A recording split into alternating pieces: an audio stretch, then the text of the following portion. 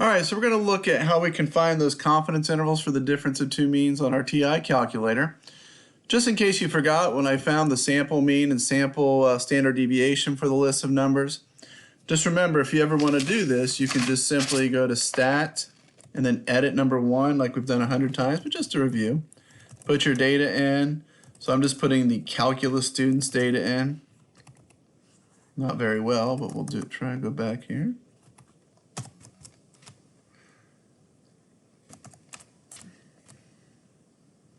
So once you put all the data in, we could just do our one variable stats, and this is something that we could also use on our final exam at some point.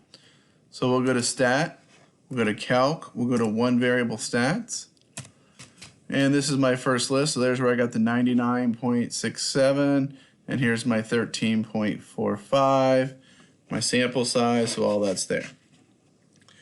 So when you want to do a two sample difference of means confidence interval, we'll go to Stat, we'll go over to Test, and it's a two sample t interval. There's our two sample t test that we'll use in the second part.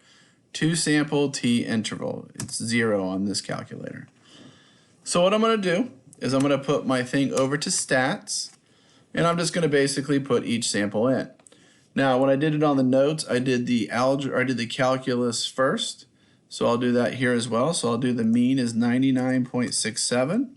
The standard deviation was 13.45, couldn't find it.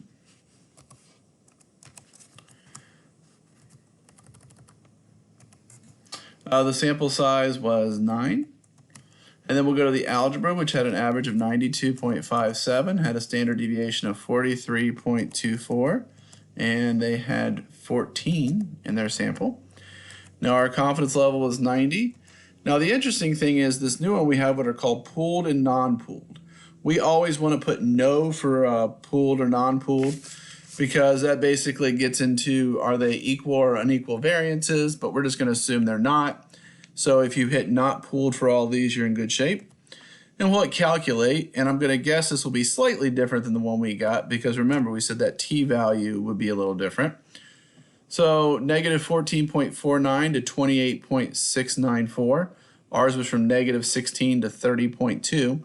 So you can see this one's a little narrower because in our estimate, we overestimate t, so it becomes a little wider. You can see our degrees of freedom we used was 8.